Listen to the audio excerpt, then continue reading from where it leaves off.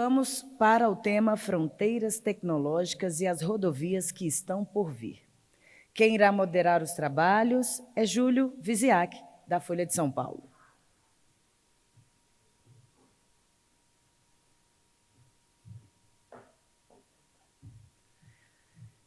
Como painelistas, convido o CEO do Centro Von Braun, senhor Dário Sassi Tober.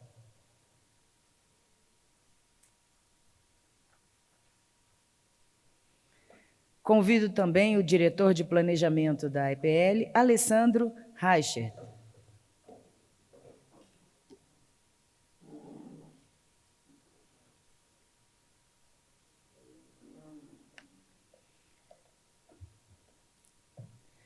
O diretor de soluções da Howe, senhor Flávio Roth.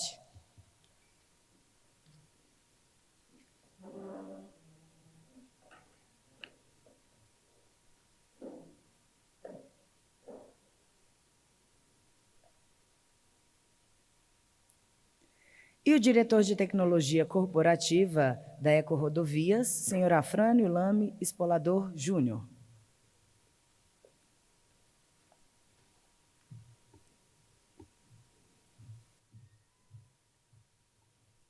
Com a condução dos trabalhos, Júlio Viziac.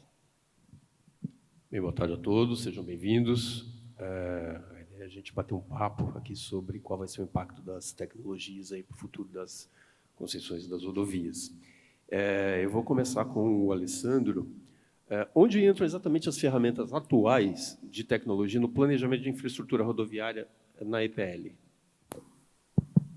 Bom, boa tarde a todos. Agradeço aqui o convite da BCR para poder compor aqui essa mesa junto aos senhores. Bom, a EPL acredita muito nas novas tecnologias em seus projetos de concessão, né?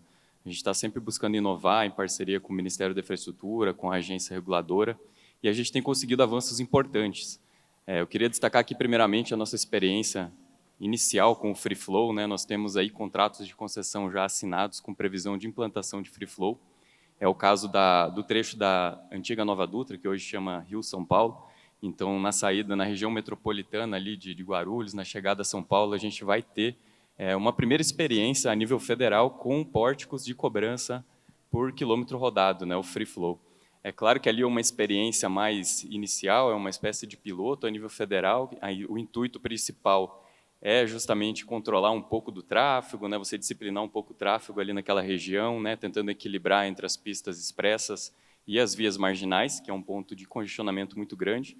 Então, a gente já tem essa previsão, por exemplo, nesse contrato. A gente tem previsão também no contrato da Rio Valadares, no Grupo Eco Rodovias, de implantar Free Flow no arco metropolitano do Rio de Janeiro, e assim por diante. Mas a nossa ambição não para por aí, a gente acredita muito no Free Flow. Eu acho que esse é um dos temas que foi mais abordado aqui ao longo do Congresso. E aí eu queria reportar que essa ideia do Free Flow ele surgiu aí de um alinhamento de interesses entre o setor das concessões, no caso a BCR, e o Ministério da Infraestrutura, por meio de um acordo de cooperação técnica inédito, em que foi discutido justamente quais premissas norteariam a implementação plena dessa tecnologia no Brasil. E, fruto disso, surgiram 26 premissas que hoje viraram minutas de resolução, né? Então, a gente já tem aberto no dia de ontem, né, a consulta pública da primeira resolução relacionada ao disciplinamento da lei do Free Flow, que é uma resolução de trânsito a cargo do CONTRAN. Então, agora está aberta essa consulta até o final do mês. Isso prova que a gente está avançando na regulamentação, e aí, ato contínuo, a gente vai ter uma regulamentação por parte da agência reguladora, também a NTT, para que a gente possa implementar de forma plena essa tecnologia em todos os contratos de concessão, sejam eles novos ou existentes.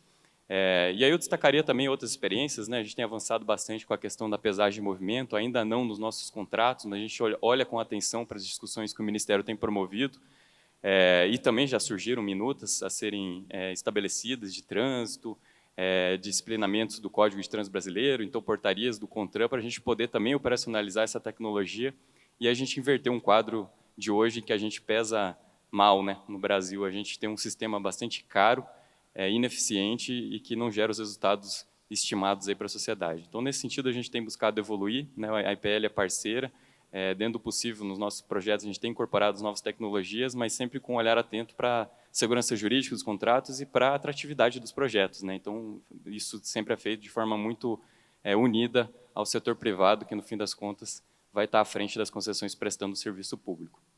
Perfeito, obrigado. Eu vou passar por falar em tecnologia. O Flávio, da Huawei, está aqui. Eu queria saber dele. O 5G vai garantir cobertura 4G em muitas das principais rodovias federais, né? Eu queria saber que universo de possibilidades isso pode abrir para o usuário. Bom, primeiramente, boa tarde a todos. Muito obrigado pela oportunidade de estar aqui, né? Em nome da Huawei, agradecemos a possibilidade de passar um pouco, né, e discutir essa diversidade do 5G e de tecnologias para rodovias brasileiras com vocês, né? Sobre o tema, o 4G, de fato, foi bem abrangente, já uma tecnologia em uso já há aproximadamente 10 anos, né? A Huawei ela foi extremamente ativa, né, e pioneira também nesse segmento, né? Basicamente, todas as operadoras investiram em redes Huawei para implantação e evolução da rede 3G para 4G, e para o 5G não é diferente, né? Para o 5G, nós já trabalhamos nessa evolução tendo início há aproximadamente 2, 3 anos atrás, já era previsto na evolução tecnológica, né, da tecnologia 4G para o 5G, e a aplicação dela, né, para esse cenário, né, em rodovias é extremamente importante, né? Não só para a digitalização de via, mas também dando suporte, né, no que tange a comunicação, no que tange a segurança, principalmente, e também para a experiência do usuário, né? O usuário ele vai sentir a experiência real do 5G puro, né, na utilização em rodovias, né? Os principais elementos que vão estar bem presentes da experiência do usuário principalmente a questão em relação à utilização do 5G, não quanto à velocidade de banda, né, ganho de banda, mas sim a utilização com foco maior em missão crítica, né, baixa latência, que são os principais pontos que o 5G vai trazer de fato, né, como um benefício para a indústria e também para o usuário final, né? Então, formas de monetização de via, formas de integração entre rodovia, concessão e conectividade diretamente com o usuário final, a possibilidade de engajar serviços adicionais, né, principalmente no que diz respeito a essa experiência de integração do usuário com a via, né, e a sinalização da via, né, trazendo principalmente automação e segurança. Esse é um dos grandes focos, né? É interessante também frisar que, para que isso aconteça de fato, é importante que todas as operadoras, né, do mercado tenham também essa visão, né? Então, é importante esse debate, essa discussão, para que desperte também o interesse das operadoras em desenvolver, de fato, uma infraestrutura 5G nas rodovias brasileiras, né? Sabemos que é algo bem amplo, né, e o 5G acabou de ser, de fato, implantado, né, no Brasil. Nós temos hoje aproximadamente 7 cidades, tem um foco de cobrir todas as capitais até dezembro, né, desse ano, mas quando a gente fala em rodovias é algo bem mais abrangente, né? Então, é interessante de despertar esse interesse para que a conectividade de fato aconteça, né? E, tendo, né, essa cobertura, a gente conseguirá, de fato, chegar ao que tanto esperamos, né? Que é essa integração e poder falar da evolução que o 5G vai nos proporcionar, de V2X, por exemplo, né, de conectividade de todos os veículos, com a integração junto à via, né, e outras facilidades, até o grande, né, desafio do veículo autônomo. Então, essas são as expectativas que nós temos, mas acho que o caminho é bem longo a ser percorrido, principalmente devido a esse interesse que os service providers devem demonstrar para o nosso setor, né, de cobertura. E também, tendo em vista essa necessidade imediata de conectividade, a Huawei propõe também outras formas de se integrar veículo, usuário final e via, né, com outras tecnologias de conectividade que nós já temos case implantados no Brasil, né, um deles é a Eixo São Paulo, né, que é sempre interessante frisar, que é o que a gente tem hoje como estado da arte, o nível de conectividade no Brasil, em rodovia. Perfeito, já voltamos ao tema. Vou passar para o Dario. Dario, que benefícios os usuários poderão perceber aí nas rodovias com o avanço da tecnologia nos próximos anos? Obrigado, Júlio. Boa tarde a todos. Existe essa perspectiva de que novas tecnologias são necessárias para ganhar uma amplitude de aplicações e tornar viável até o modelo Free Flow no Brasil. A gente tem trabalhado muito com a utilização da base que já existe e fazer, então, uma integração com o modelo legado. Como é que fizemos isso? Imediatamente somando a plataforma que todo mundo carrega consigo, que é o celular.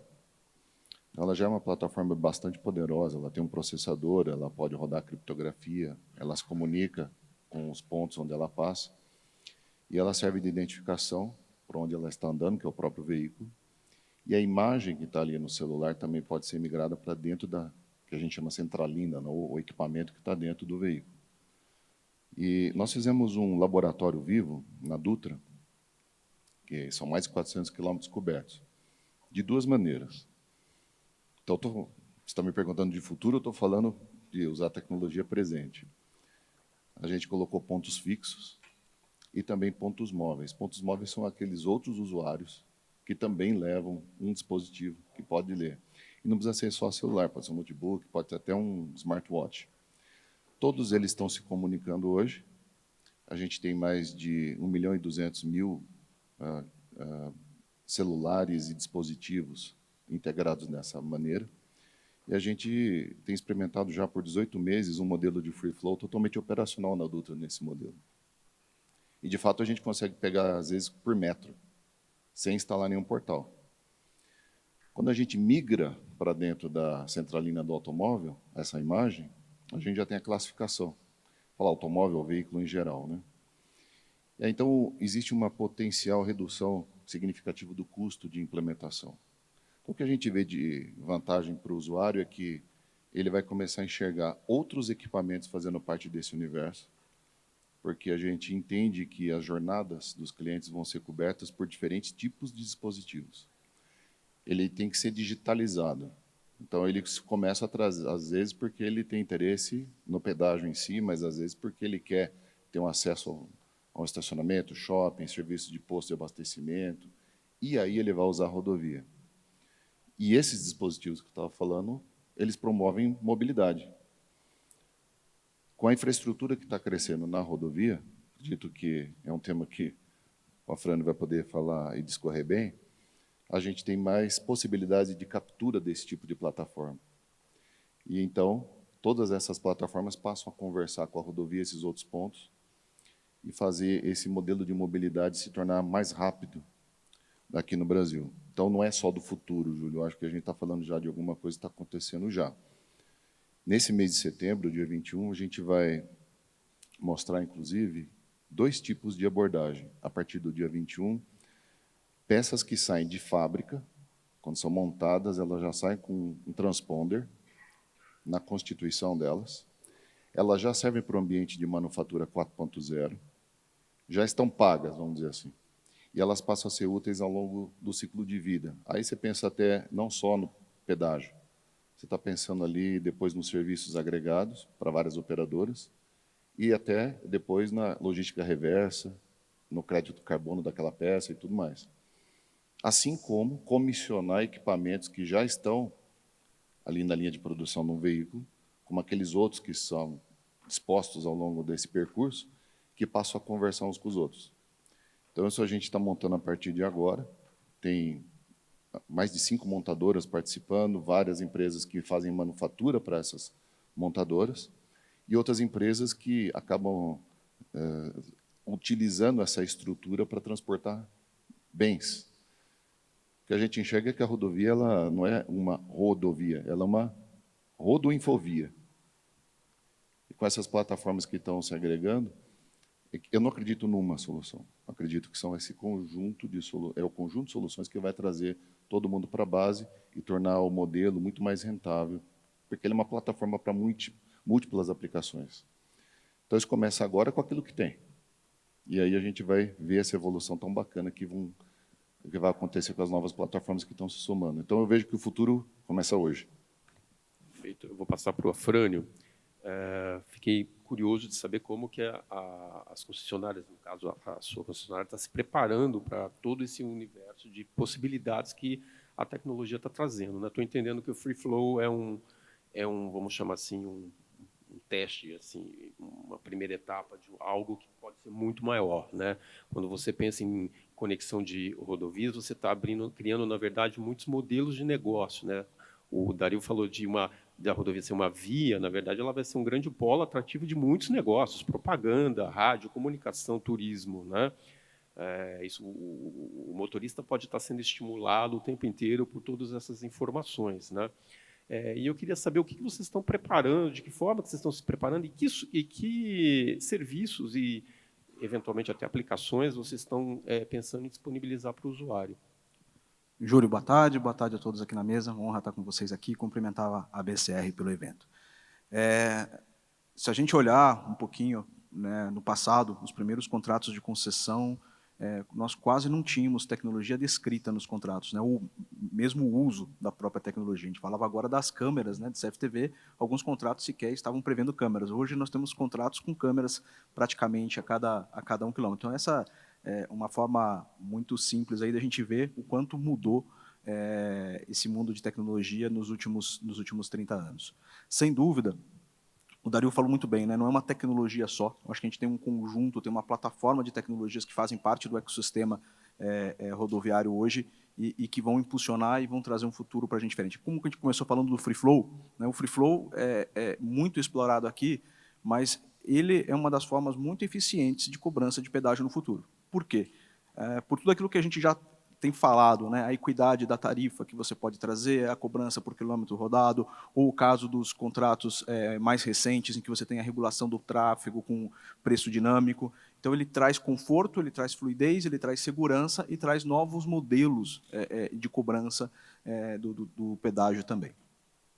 Indo para a pesagem em movimento, né?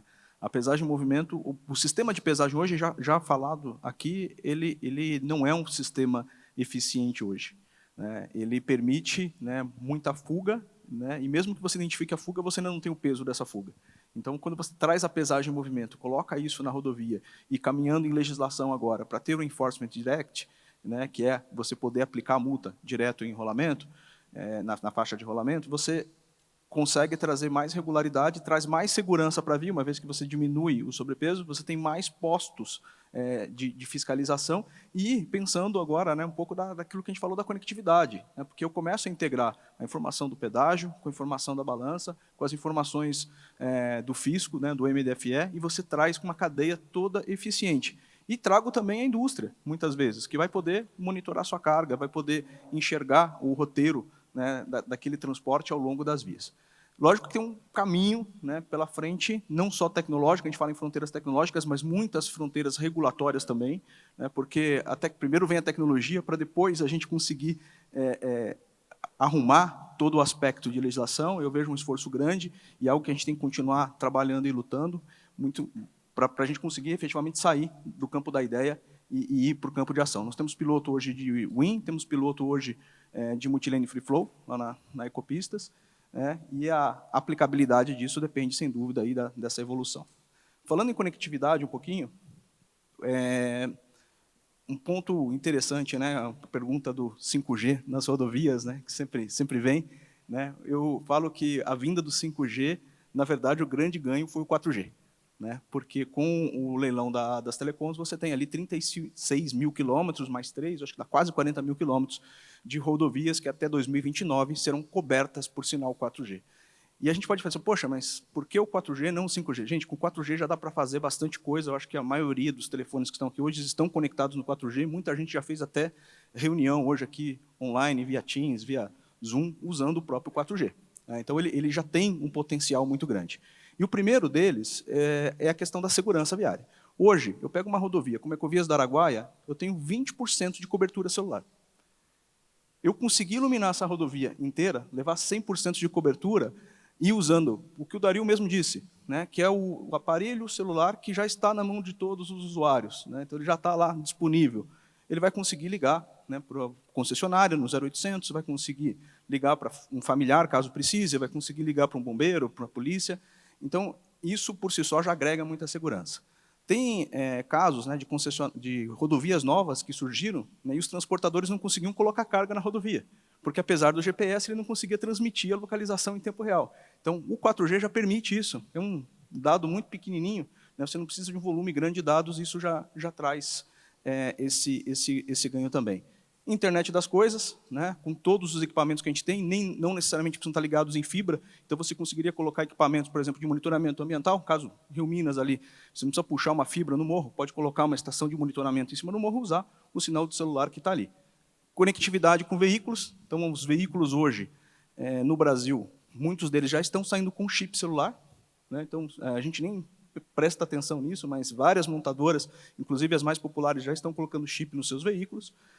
E aí sim, o 5G começa a ajudar a gente quando a gente começa a pensar num drone para inspeção de rodovia, em que você vai precisar de uma quantidade de dados, de uma latência menor para conseguir fazer a transmissão das imagens em tempo real. Então, um mundo de possibilidades, muitas delas já estão no campo do piloto, dentro das nossas concessões lá na Ecorodovias, uns mais maduros, outros mais incipientes, mas é o futuro que nos espera. Obrigado. Alessandro, queria, se fosse possível, assim, que você pudesse falar um pouco de qual vai ser o impacto, assim, do ponto de vista da logística, né, de você ter rodovias conectadas, sistemas logísticos todos conectados. O que pode mudar, assim, em termos de movimentação de carga? Qual vai ser o ganho de eficiência para o país? Bom, obrigado pela pergunta. Eu acho que essa pergunta, na verdade, ela tem muito a ver com uma estratégia do Ministério da Infraestrutura, que é a implementação do DTE, né, que é o Documento de Transporte Eletrônico. A ideia aqui é a gente congregar, então, diversas informações, toda a burocracia envolvida numa operação de transporte. Muitas vezes são mais de 40 documentos que o transportador precisa tirar para poder trafegar na rodovia, fazer o seu transporte. E a gente elimina toda essa documentação e passa a tratar de apenas um documento único, né, consolidado. Então, isso por si só já gera redução de custo de transporte, redução de burocracia, maior agilidade no transporte. Então, isso por si só já tem um efeito muito positivo para a cadeia. Além disso, esse documento ele vai permitir a gente integrar também informações, como a Frânio bem colocou, por exemplo, da pesagem, né, a partir do momento que você tem pórticos instalados na rodovia. E você tem a identificação do veículo ali, da operação de transporte que está sendo feita pelo DTE, você consegue integrar essas duas políticas públicas, uma que está relacionada justamente à questão da mensuração do peso dos veículos, da preservação do patrimônio e da segurança nas vias, com a outra que é o controle, o acompanhamento do transporte que está sendo executado. E aí você gera uma série de informações estatísticas que podem ser usadas como subsídios para a fiscalização, para o planejamento de transportes, né? Então, a gente acredita que essa conectividade toda e a integração de todas essas soluções de tecnologia que a gente está debatendo hoje, com um arcabouço legal, normativo, regulatório, consolidado, simplificado, que é a ideia do DTE, que o Ministério está conduzindo, e a EPL tem intenção de participar ativamente aí, a partir dos próximos meses na implementação disso, a gente vai gerar muita eficiência, a gente vai atrair investimento privado, atrair players internacionais, porque você simplifica, né, o Estado brasileiro e, no fim das contas, você vai ter mais investimento, mais emprego, menos custo logístico, mais eficiência, menos acidentes, enfim, uma série de vantagens aí. Eu acho que é um potencial que ninguém vai discordar, que é enorme. Essas duas medidas, tanto o free flow quanto a pesagem, vão contribuir também para a redução de tempo de viagem, não? Com certeza. Isso tem um impacto no custo também, não? Com certeza. Só o free flow, por exemplo, a gente tem, inclusive, redução de emissões de carbono, né? Porque você tem menos operações de frenagem e aceleração dos veículos, isso tende a ter menos desgaste dos veículos, menos consumo de combustível. Então, você tem externalidades, tanto do ponto de vista logístico, como bem colocado, né, a questão dos tempos de viagem, mas também no aspecto ambiental e, enfim, você gera mais eficiência para toda a cadeia aí de transportes. Então, realmente, são várias as externalidades. Flávio, você mencionou o 5G, né? O Frânio também. Qual é, assim, quando o ministro Farias fala do 5G, ele coloca a tecnologia como a do drone, ou do carro autônomo, né? Mas isso parece que é uma realidade muito distante das rodovias, principalmente, né? Das cidades, especialmente, e das rodovias, então, nem se fala. Por que exatamente? Você poderia explicar? Bom, primeiramente, a utilização, como já foi dito na bancada aqui, né, a composição do 5G, né, até a plena ativação de todos os serviços que ele possa trazer, dentre eles o veículo autônomo, né, e o IoT, a internet das coisas, né, que é algo que está um pouco mais presente, mais próximo de nós, né, do que vai ocorrer nessa digitalização de rodovias, vai demandar múltiplas tecnologias. Né? E quando a gente coloca, né, todo esse cenário futuro, né, do veículo autônomo, por exemplo, que é o que mais se espera com a chegada do 5G, né, a gente está colocando aqui todas essas tecnologias que devem ser implantadas ao longo desse tempo, até preparar todo o ambiente para que isso de fato ocorra, né, a gente tem um caminho longo ainda a ser percorrido, né? Existe ainda a expectativa de que algum período, né, vá, de fato, levar para termos isso ocorrendo. Né? Muito se pergunta também quanto a qual é o nível, né, de evolução que nós temos em relação a rodovias talvez um pouco mais digitalizadas ao torno do globo. Né? Então, a gente sempre traz, a Huawei sempre traz uma ilustração do que nós temos hoje já de rodovia digitalizada na Europa e também na China. E eu diria que estamos hoje aqui no Brasil, talvez em pé de igualdade com eles, quando se fala nessa distância, né, de até quando chegaremos ao veículo autônomo. Né. O 5G, de fato, ele vai trazer todos esses benefícios, né, que a baixa latência, né, que é a característica da tecnologia, vai nos permitir, né, principalmente a questão do carro conectado, como a Fran colocou muito bem, né, a ideia de ter, né, os SIM cards, né, os chips, já instalados nos veículos, né, provendo essa conectividade. Né. E, mais uma vez, reiterando que uma dessas tecnologias que vão compor todo esse cenário para que o veículo autônomo, de fato, seja realidade, né, ele pode, né, já ser, né, utilizado desde já. Né. Dentro de todas as tecnologias que nós debatemos aqui, um único ponto comum é a conectividade. Né, e para esse cenário, né, nós podemos já começar a implantar, já existem alguns cases no Brasil, citei um deles na primeira pergunta, né, que foi colocado, né, já existem outros também, e a evolução ela pode começar desde já. Né, não é necessário, talvez, esperar, né, a plenitude do 5G para que toda essa tecnologia e todas essas facilidades que a conectividade vai nos promover, desde já, e não aguardar ainda alguns anos, e também quanto ao interesse, né, que eu coloquei também no início do nosso debate, né, o que envolve também o grande interesse, né, dos detentores de frequência, né, do país, são as operadoras de telecomunicações, né, na cobertura desses quilômetros e quilômetros de rodovia nacional. Né.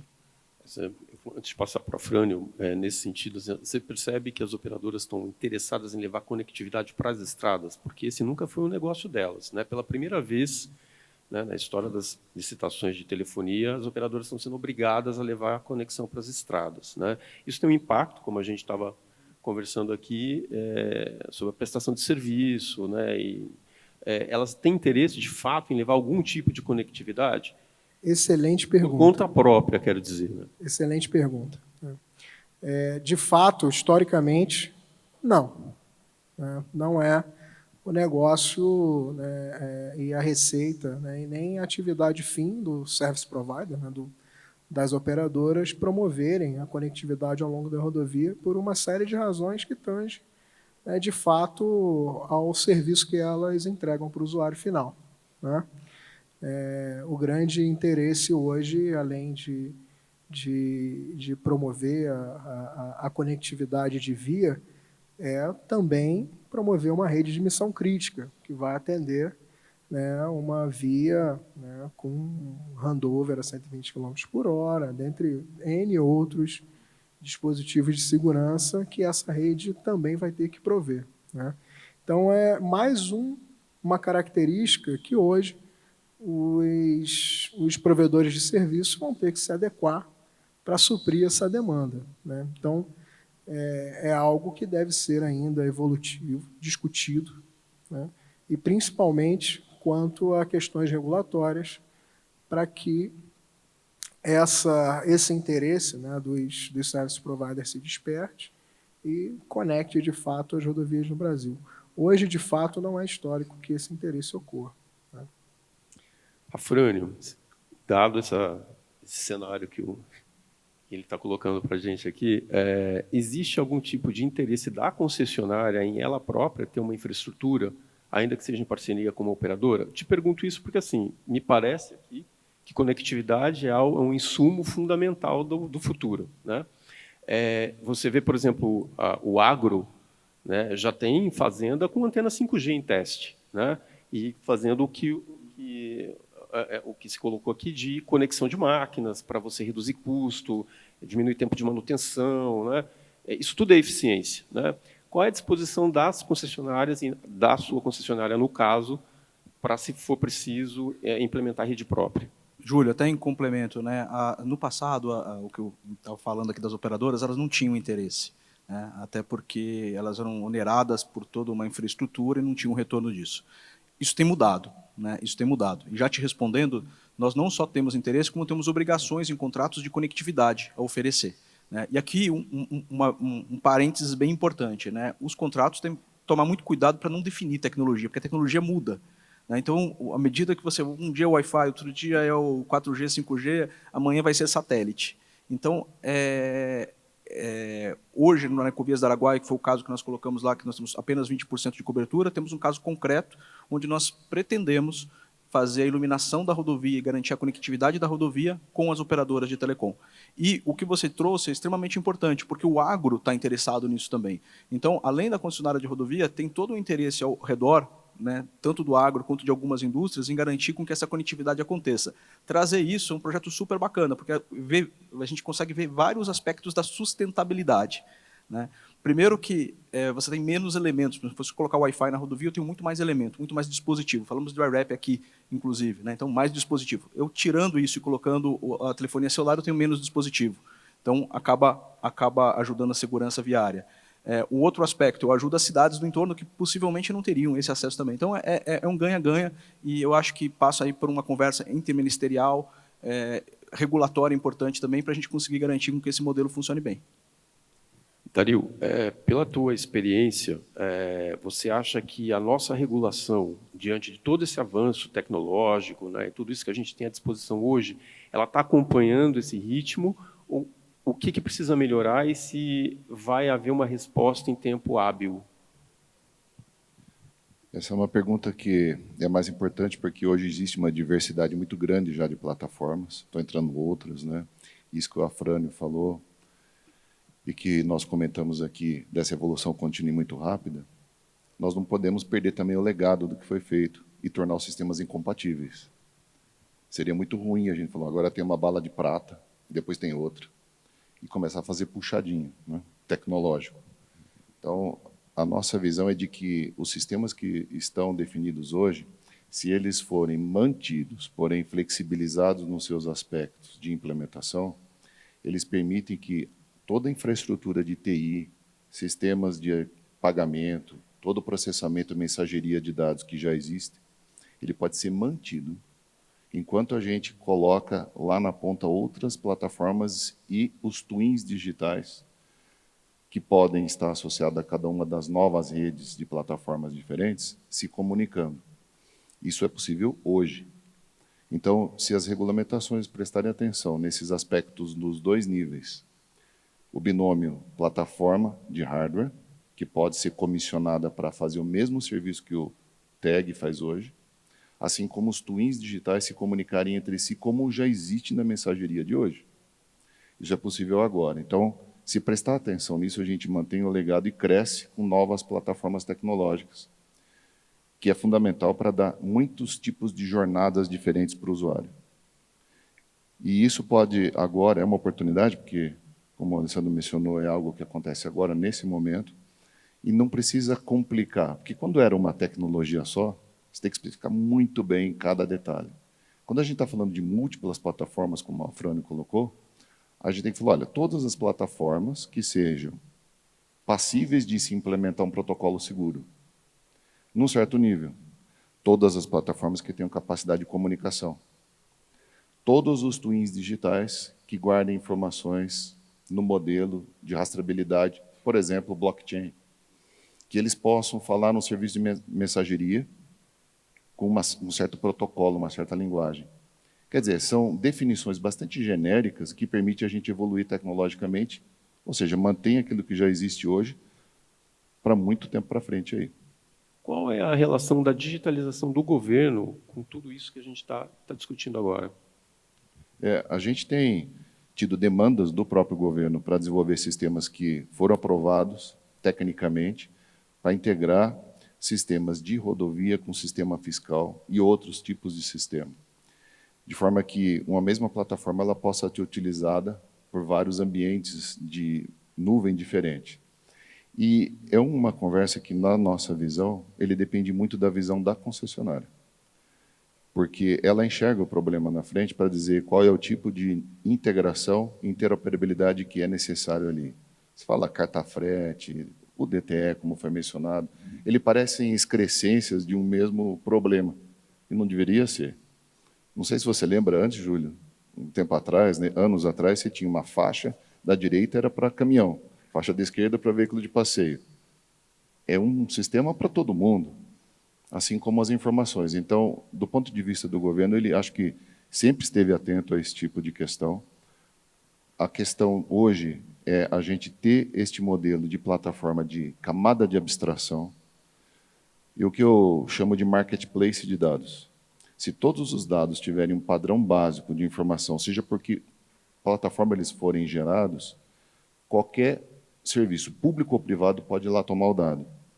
Nós temos experimentado em colocar redes de serviços que são para um aplicativo muito específico para atender um outro tipo de serviço que não estava relacionado com aquele. Qual é o cuidado? Ter certeza de que o dado que é gerado ali não é efetivamente visto por quem é o usuário ou quem proveu aquele serviço original. Ele é um dado de interesse de uma terceira empresa. E só ele pode abrir o dado. E o governo tem estado atento a esse fato. Por isso, ele está apoiando, sempre de a gente executar pilotos, provas de conceito, para ter certeza de que a gente poderia comissionar essas outras redes dentro de um padrão seguro e serviços públicos e privados pudessem utilizar uma plataforma que já está em todo o país. Nós temos mais de 200 milhões, 230 milhões de celulares no país. Eles poderiam estar imediatamente comissionados para fazer esse serviço. A gente fez um período aí de uns 12, 13 meses de pesquisa e debates para entender como que funciona a Lei Geral da Proteção de Dados nesse contexto. A gente conseguiu implementar sistemas em Campinas, que é utilizado pela Prefeitura. O próprio Sem Parar Pay é um modelo que utiliza nessa base a lei e se baseia na Lei Geral de Proteção de Dados. Nós queremos expandir esse conceito, reforçando essa abstração do dado. Seja de qual forma ele for gerado, ele pode servir para um uso público ou privado, e quem é o dono do dado consente e o prestador de serviço só que olha. Vou dar um exemplo só para finalizar. Se eu passar a ter a capacidade de detectar uma carga roubada por um sistema de rodovia, eu não posso apontar que foi a rodovia que fez isso e nem foi um usuário da rodovia que apontou que uma carga estava roubada, porque causa uma fragilidade no sistema.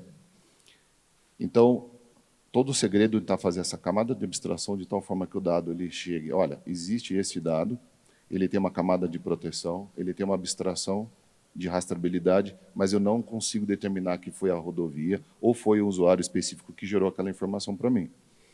Este é o momento em que a gente pode comissionar várias plataformas se nós cuidarmos desse aspecto agora. Isso depende de quê? De regulação? Hoje, em princípio, todo mundo achava que não era possível por incompatibilidade dos vários sistemas. Se você olhar para as concessionárias, cada uma tem um sistema. Quando a gente levou o sistema atual de etiqueta 915, a principal pergunta das agências era: como é possível fazer com que as concessionárias que têm sistemas totalmente diferentes, uma compensa no nível 1, que é ali da praça, a outra faz lá no back-office. Não vou pedir para elas mudarem toda essa estrutura. É esse middleware de mensageria que permite que todo mundo coloque imediatamente os dados na nuvem e outros possam utilizar os dados para prestar um serviço. Você sabe que antes do sistema ter entrado em operação, tinha algumas praças que demoravam até 45 dias para fazer uma compensação. Você imagina o risco que isso causa para uma operação. Você tem que fazer um depósito em antecipação, ter certeza de que o usuário pode passar e a operadora, então, paga. O que mudou muito, na minha visão, não foi o tag que a gente desenvolveu até no Brasil. Foi o sistema que, em menos hoje de 2 minutos e meio, comunicou uma informação de uma operadora e de uma concessionária para uma operadora. Então, nós temos que reforçar esse middleware. E aí a regulamentação não vem para dar mais detalhes, ela tem que dar diretrizes. Se ela fizer isso, ela vai conseguir, este ano, inclusive, abrir outras redes para serem integradas no sistema de rodovia. Aí aumentando a iluminação, né, que nem chamou. É até bom esse termo, porque parece que a gente está bem atrasado mesmo, né?